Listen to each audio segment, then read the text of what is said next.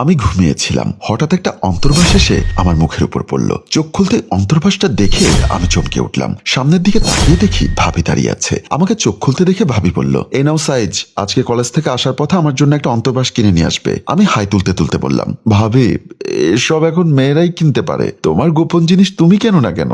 আরে আমি কি তোদের মতো সবসময় মার্কেটে যাই নাকি? তাহলে তো ওসব ভাইয়াকে দিয়ে আনাতে পারো, তুমি ভাইয়ার ভাগ নিতে পারো, আর ভাইয়ার জিনিস তোমার আনতে সমস্যা কোথায়? ভাবির কথাটা আমি বুঝতে পেরেছি, কিন্তু সত্যি কথা বলতে ভাইয়ার ভাগটা আমি ইচ্ছা করে নেইনি, ভাবি আমাকে জোর করেছে। আমাকে চুপ থাকতে দেখে ভাবি আবার বলল, কি হলো? সাইজটা তো তোমার জানার কথা, তবুও তোমার সুবিধার্থে অন্তর্বাসটা দিলাম। কলেজ থেকে আসার পথে মনে করে নিয়ে আসবে। সেদিন তোমার রুম থেকে তাড়াহুড়ো করে বের হতে গিয়ে একটা অন্তর্বাসের ফিতা ছিঁড়ে ফেলেছি। মেয়েদের ওসব দোকান থেকে কিনতে আমার লজ্জা লাগে। বাবা, মেয়েদের সাথে ওসব করতে লজ্জা লাগে না, দোকান থেকে একটা অন্তর্বাস আনতে লজ্জা লাগে। জানি ভাবির সাথে কথায় পারবো না। এই মহিলাটা অন্য সব মহিলার চেয়ে আলাদা। ঘরে স্বামীকে রেখে আমার সাথে সম্পর্ক তৈরি করেছে। বুঝতে পারলাম উনি আমাকে দিয়ে এসব আনাবেই আনাবে। শেষ পর্যন্ত নিরুপায় হয়ে পড়লাম। ঠিক আছে, কলেজ শেষ করে আসার সময় নিয়ে আসবো। এখন আমার জন্য নাস্তা রেডি করো, আমি গোসল সেরে কলেজে যাব। বলেই খাট থেকে নেমে গোসল করার জন্য বাথরুমে ঢুকে গেলাম। বাথরুমে ঢুকে গোসল করার জন্য প্রস্তুতি নিচ্ছিলাম, এমন সময় দেখলাম দরজা ঠেলে ভাবি বাথরুমে ঢুকে গেছে। কি ব্যাপার ভাবি, তুমি বাথরুমে ঢুকলে কেন? আমি এখন গোসল করব। ভাবি একটা হাসি দিয়ে বলল, গোসল কি তুমি একা করবে?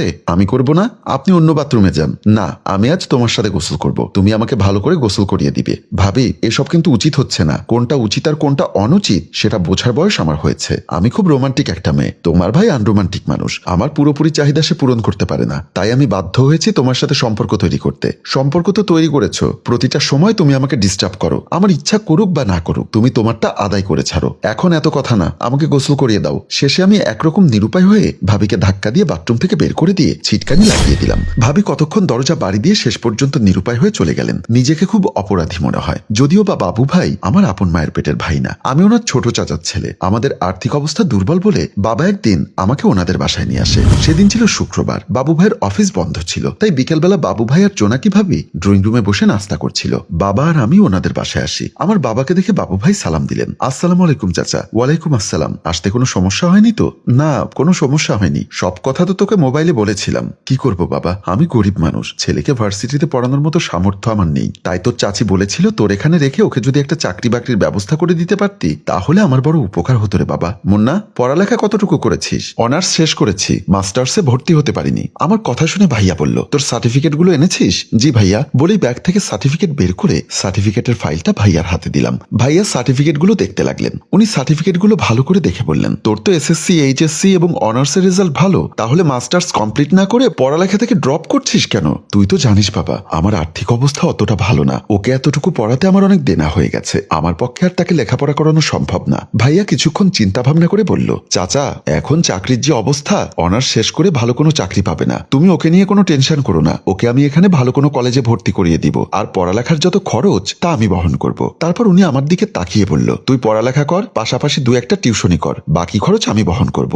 তারপর মাস্টার্সে ভালো রেজাল্ট করলে আমার অফিসে তোকে একটা চাকরির ব্যবস্থা করে দিব। ভাইয়া যখন কথাগুলো বলছিল তখন দেখলাম পাশে বসা ভাবি কিছুটা মন খারাপ করেছে, যদিও বা উনি স্বামীর উপরে কোনো কথা বলতে পারেনি, তবুও বুঝতে পেরেছি বিষয়টা উনি ভালোভাবে নিচ্ছে না। আমার বাবাকে দেখলাম খুব খুশি হতে, উনি দুহাত তুলে বলল, আল্লাহ তোর মঙ্গল করুক। আমার ইচ্ছা ছিল ছেলেটাকে মাস্টার্স কমপ্লিট করাবো, কিন্তু আর্থিক দুরবস্থার কারণে পারছিলাম না। এখন যদি তুই কিছুটা সহযোগিতা করিস তাহলে নিশ্চয়ই আমার স্বপ্ন পূরণ হবে। তুমি তো জানো চাচা, আমার ছোট মোর্শেদকে আমি অনেক চেষ্টা করিয়েছিলাম লেখাপড়া শিখিয়ে মানুষ করতে, কিন্তু সে খারাপ ছেলেদের সাথে মিশে নষ্ট হয়ে গেছে। এখন শুনেছি বিয়ের অনুষ্ঠানে নাচে, কোন মেয়েকে নিয়ে নাকি পালিয়ে গেছে। আমাদের মান সম্মানের কথা একবারও চিন্তা করলো না। ভাইয়ার মুখে এমন কথা শুনে বাবা বলল, আর বলিস না, কিছুদিন আগে রাস্তায় আমার সাথে দেখা। আমি বললাম, মোর্শেদ তুই লেখাপড়া না করে এসব কি করছিস? সে আমাকে বলল, তোমার ছেলেকে মানুষ করো, আমার কথা তোমার ভাবতে হবে না। চিন্তা করে দেখ, আমি তার বাবার আপন ছোট ভাই, সে আমার সাথে কেমন ব্যবহার করলো। বাদ দাও মোর্শেদের কথা, সে গোল্লাই গেছে, যাক, মুন্নাকে আমি মানুষের মতো মানুষ করে দিব। শুকুর আলহামদুলিল্লাহ। ভাইয়া ভাবির উদ্দেশ্যে বলল, যাও চাচা এবং মুন্নার জন্য নাস্তার ব্যবস্থা করো। সেদিন অনিচ্ছা সত্ত্বেও ভাবিকে দেখলাম উঠে চলে যেতে। সেদিন রাতে ভাইয়া আর ভাবি যখন শুয়েছিল তখন ভাবি ভাইয়াকে বলছিল, কোনো দরকার ছিল শুধু শুধু একটা ঝামেলা মাথায় টেনে নেওয়ার? কোন ঝামেলার কথা বলছো? তোমার চাচাতো ভাই মুন্নার কথা বলছিলাম। তুমি সারাদিন অফিসে থাকো, বাসায় আমি একা থাকি, ও একটা অবিবাহিত ছেলে। সাথে সাথে আমার ভাইয়া ভাবিকে থামিয়ে দিয়ে বলল, আমার ছোট মঞ্জুর মোর্শেদ নষ্ট হয়েছে বলে তুমি এটা ভেবো না আমাদের বংশের সব ছেলেরাই খারাপ। মুন্নাকে আমি আমি ছোট থেকে দেখে আসছি, সে অতটা খারাপ ছেলে না। আমি ওকে 100% বিশ্বাস করি। সেদিন ভাবি ভাইয়ার উপর আর কোনো কথা বলতে পারলো না। আমি বাথরুমে গোসল না করে ভাবছি, যে মানুষটা আমাকে অন্ধের মতো বিশ্বাস করেছে, আমি সে মানুষটার ইজ্জত নিয়ে টানাটানি করছি। এই কথা ভাইয়া যদি জানতে পারে তাহলে কতটা আঘাত পাবে ভাবতেই আমার কষ্ট হচ্ছে। কিন্তু আমি কি করব? যদিও বা সেদিন ভাবি আমাকে অতটা পছন্দ করেনি, কিন্তু দিন যত গড়িয়েছে ততই ভাবি আমার প্রতি দুর্বল হয়েছে। একটা সময় মনে করতাম মেয়েদের রূপ যৌবন দেখে ছেলেরা পাগল হয়। এখন এসে দেখছি কিছু কিছু মেয়েরাও ছেলেদের স্মার্টনেস ও রূপ যৌবনের প্রতি দুর্বল হয়, যার উৎকৃষ্ট উদাহরণ আমার জোনাকি ভাবি। স্বামী ওনাকে অন্ধের মতো বিশ্বাস করে, আর উনি তলে তলে আমার সাথে এসব করে বেড়ায়, যেটা সম্পূর্ণ আমার ইচ্ছার বিরুদ্ধে। কি করব?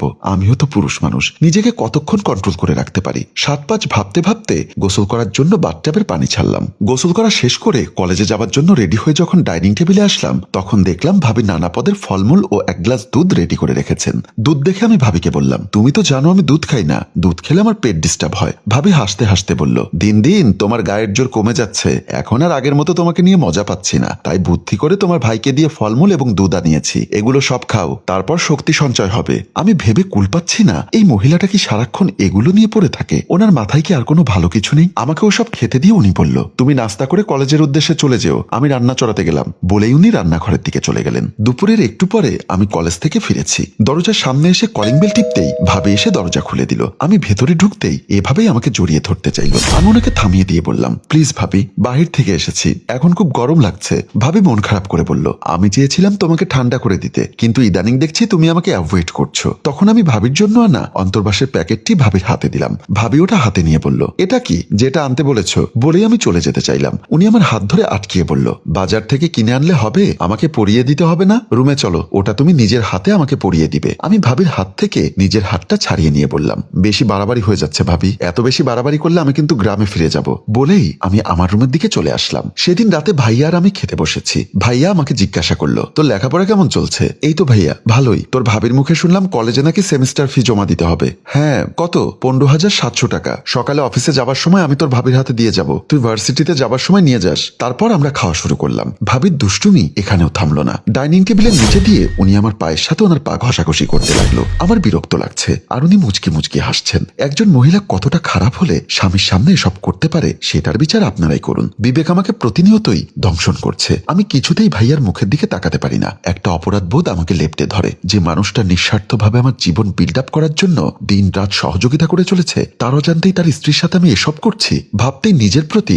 ঘৃণা জন্মে। কিন্তু কি আর করার, ওনার স্ত্রীকে যতই আমি দূরে ঠেলি, ওনার স্ত্রী ততই আমার প্রতি ধাবিত হয়। খাওয়া দাওয়া শেষ করে ঘুমোতে আসলাম। খাটের উপর শুয়ে আছি, কিন্তু কিছুতেই আমার চোখে ঘুম আসছে না। দিন দিন ভাবির এমন বেপরোয়া স্বভাব আমার মোটেও পছন্দ হচ্ছে না। না জানি কোন দিন ভাইয়ার হাতে ধরা পড়ে যাই। আমার মনে পড়ছে বাড়ি থেকে আসার সময় আমি যখন কাপড়ের ব্যাগ গুছোচ্ছিলাম, তখন মা এসে বলেছিল, মুন্না, যাচ্ছিস তোর চাচাতো ভাইয়ের বাসায়, ওই বাসায় নাকি বাবু আর তার বউ ছাড়া আর কেউ থাকে না। দেখিস বাবা, এমন ভাবে চলবি যাতে কেউ কোনোদিন তোর কোনো ভুল ধরতে না পারে। মায়ের কথা শুনে আমি বলেছিলাম, মা, যাচ্ছি একটা চাকরি জোগাড় করতে, ভালোই ভালো চাকরিটা পেলে 1 মাস ওনাদের বাসায় থেকে আমি কোনো একটা মেসে চলে যাব। তাই করিস বাবা, কথায় আছে পরের বাড়ি পরের ঘর, থুথু ফেলতেও লাগে ডর। মা, তুমি তো তোমার ছেলেকে জানো, তাহলে এত ভয় পাবার কারণ কি? ভয় পেতাম না রে বাবা, যদি বাবু তোর আপন ভাই হতো, চাচাতো ভাই বলে কথা, তাই এত ভয় পাচ্ছি। অথচ বাবু ভাই আমাকে নিজের ভাইয়ের চাইতে বেশি সুনজরে দেখেন। আমি শুধু মাকে দেওয়া কথাটা রাখতে পারছি না, তার কারণটাই হচ্ছে জোনাকি ভাবি। দিন দিন অপরাধবোধ আমাকে কুড়ে কুড়ে খাচ্ছে। সারাক্ষণ ভাবির টেনশনে আমি ঠিকমতো লেখাপড়াও করতে পারছি না। এই মহিলার কোনো ঠিক ঠিকানা নেই, বিন্দু মাত্র স্বামীকে ভয় পায় না। না জানি কোন দিন স্বামীর সামনে আমাকে জড়িয়ে ধরে, তখন আমার প্রতি বাবু ভাইয়ের বিশ্বাসটা বালুচরে বাঁধা ঘরের মতো নিমেষেই মিলিয়ে যাবে। ভাবতে ভাবতে রাত প্রায় 2টো বেজে গেল। ওদিকে বাবু ভাই আর জোনাকি ভাবি ঘুমিয়েছিল। প্রতিদিনের মতো জোনাকি ভাবির মাঝরাতে ঘুম ভেঙে গেল। স্বামী যেন টের না পায় সেভাবে শোয়া থেকে উঠে বসলেন। তারপর স্বামীর নাকের উপর হাত রেখে দেখলেন এবং নিশ্চিত হলেন বাবু ভাই গভীর ঘুমে মগ্ন। উনি ধীরে ধীরে খাট থেকে নামতে লাগলেন, যেটা এ বাসায় আমি আসার 2 মাস পর থেকে উনি শুরু করেছেন। উনি এভাবেই প্রতি রাতে আমার কাছে চলে আসেন এবং আমাকে দিয়ে ইচ্ছা মতো ওনার মনের জ্বালা মিটিয়ে আবার স্বামীর কাছে চলে যান। বলতে পারেন প্রতি রাতেই এটা ওনার ডিউটি। আমার রুমে এসে দরজাটা খুলে রুমের ভেতরে ঢুকে খাটের দিকে না তাকিয়েই দরজার সিটকানিটা লাগিয়ে দিলেন। তারপর বিছানার দিকে তাকাতেই উনি চমকে উঠলেন। দেখলেন বিছানায় আমি নেই। উনি ভেবেছিলেন আমি বাথরুমে আছি, তাই উনি বিছানার কাছে গিয়ে বাথরুমের দরজা খুলে উকি দিয়ে দেখলেন বাথরুমেও আমি নেই। উনি কিছুটা অবাক হয়ে গেলেন। ভাবলেন আমি যেহেতু বর্তমানে ওনাকে অ্যাভয়েড করছি, তাই হয়তোবা ওনার আসার অস্তিত্ব টের পেয়ে আমি খাটের তলায় লুকিয়েছি। তাই উনি খাটের নিচেও উকি দিয়ে দেখলেন। দেখলেন, সেখানেও আমি নেই। খাটের নিচ থেকে মাথাটা তুলতেই খাটের উপর লক্ষ্য করলেন একটা চিঠি। উনি কিছুটা ভয় পেয়ে গেলেন, ধীরে ধীরে চিঠিটা হাতে নিলেন, চিঠি খুলে পড়তে লাগলেন, যেখানে আমি লিখেছি, ভাবি আমাকে মাফ করবেন, প্রতিদিন এভাবে আপনার সাথে অবৈধ সম্পর্ক গড়ে তোলা আমার পক্ষে সম্ভব না। ভাইয়ার মতো একজন মানুষকে প্রতিনিয়ত আপনি আমি ঠকিয়ে যাচ্ছি, যেটা ভাইয়া চোখে না দেখলেও উপরওয়ালা দেখছেন। কারো বিশ্বাসে আঘাত করে কেউ কখনো সুখী হতে পারে না। ভাইয়া আপনাকে আর আমাকে অন্ধের মতো বিশ্বাস করেন, আর আমরা দুজনেই প্রতি রাতে ওনার বিশ্বাসে হাতুড়ি পেটা করি। একটা কথা মনে রাখবেন ভাবি, কারো বিশ্বাস ভাঙা আর আল্লাহর মসজিদ ভাঙা একই কথা। তাই নিরুপায় হয়ে আমি গ্রামের বাড়িতে চলে গেলাম। পারলে আমাকে ক্ষমা করবেন। ভাবি চিঠিটা বুকে চেপে ধরে কাঁদতে লাগলেন। হ্যালো ভিউয়ার্স, আপনারাও কি তাই মনে করেন কারো বিশ্বাসে আঘাত করে কেউ কখনো সুখী হতে পেরেছে? এই গল্প সম্পর্কে আপনার মতামত কমেন্ট বক্সে লিখে জানান, আর গল্পটি ভালো লাগলে শেয়ার করে দেবার অনুরোধ রইল। ধন্যবাদ।